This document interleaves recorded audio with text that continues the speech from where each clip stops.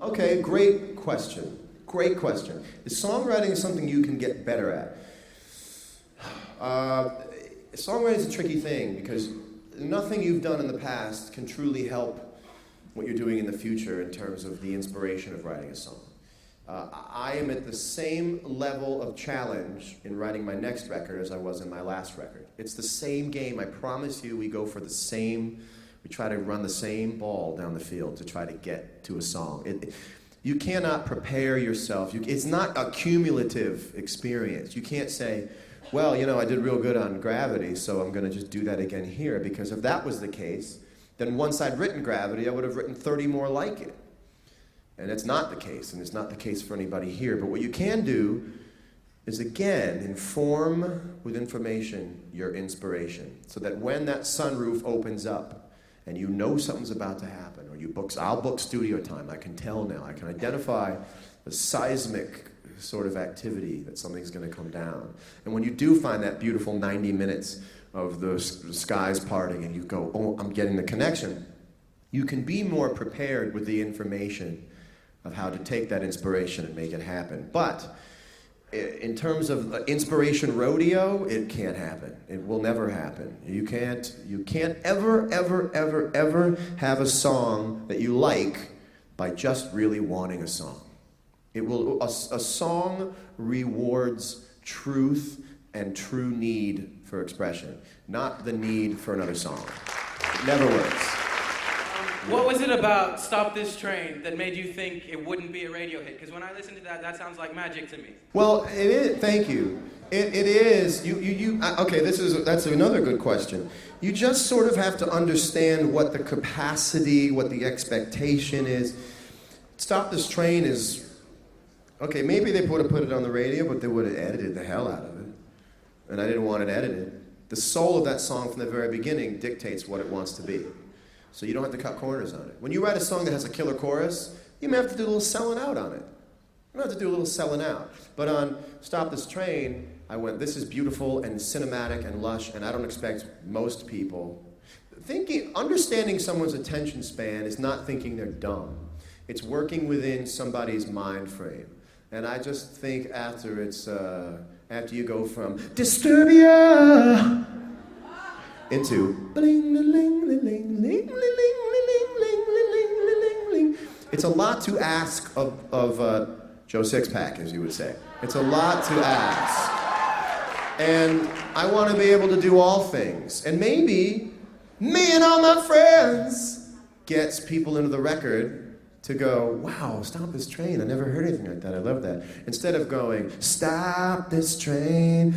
It wouldn't work. And I think if you can understand, it's basically know your audience 101 is what that is. I want to ask another question. Who here would never compromise their art for success? You would never compromise your art if you're going to put your hand up. Good. That's the end. You do compromise your art for success. When people say you go in that office and you don't compromise a thing, you're going to walk out with nothing. Because really what they mean to say is don't compromise the things you can't live without. You can compromise a bunch. All right, you know what? I can take that part of the song out for the radio edit. I can do it. Fine. When somebody says you got to cut a verse out of Stop This Train, then I go, I can't do that. That I can't do. So compromise is huge, and you learn how to compromise that which you can give away and defend that which you can't, and very often they are back to back in sort of a trade. Co-writing is very difficult because you take on someone else's ego as well. If you go into the studio and you go to co-write and you get nothing, not only are you upset because you didn't have anything, but you now feel empathy-wise upset that you went into a studio with this person and you couldn't give them anything. Which is why I'll always say, let's just go in the studio, and if it doesn't work, we'll just get Chinese food and watch TV for half an hour and then we'll be done. It's very difficult. When I'm not the world's best co-writer because I don't have that Nashville legal pad over lunch sort of approach. Like, here's what I was thinking about. If that's love calling, take a message. I don't have that. But what I can do is listen to people.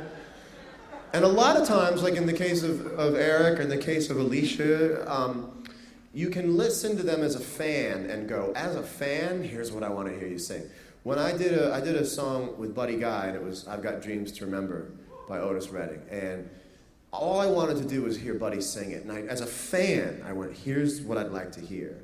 So when you go into writing with someone, for me, I go, here's what I want to hear you do. And I think for me, the most successful writing project I've had was with Alicia on her last record, on the song called Lesson Learned. Because I was telling Alicia for over a year, I said, Alicia, I want to hear you get beat. I want your music to be like a painting. I think you could do this avant-garde sort of thing. It's this concept record. It's beautiful and take people to, because a lot of the lyrical motif takes place on the street. It takes place, or it takes place nowhere, and it's sort of like, you done me wrong. Listen, the last time you're gonna do me wrong, I'm out of here. Which she hasn't done so bad on that. But what I wanted to hear was this sort of, when she goes, he broke my heart, and now it's raining just to rub it in. You go, wow, it's raining just to rub it in. I'm at your door, I feel so crazy about it. And now all of a sudden you're in. And I just wanted to bring that element, my information to her inspiration, And now by the time you get to, and the bridge kills me. Oh, God. What? Falling down, ain't falling down if you don't cry when you hit the floor. Whoa. Just to hear her do that, I enjoyed a tasty margarita after that bridge. But that's really what it's about for me as a co-writer. I couldn't write a song. Faith Hill called me and can you write a song? And I said, yeah, what are you thinking about? Like, what's on your mind? What's happening? What are you thinking about? And it didn't end up working because I don't think it was going to end up being a co-writing situation. It was like, will you make me one? And I couldn't do it, and I felt really bad, and I didn't want to offend her, but I couldn't do it because I don't know what's going on in her life. I don't know the intimacy of it. And so I have to know somebody enough to sort of take on their mentality and express their mentality in my way. So I do have to say that in a conventional sense, I'm not a very good co-writer at all. I just have to have that affinity for somebody.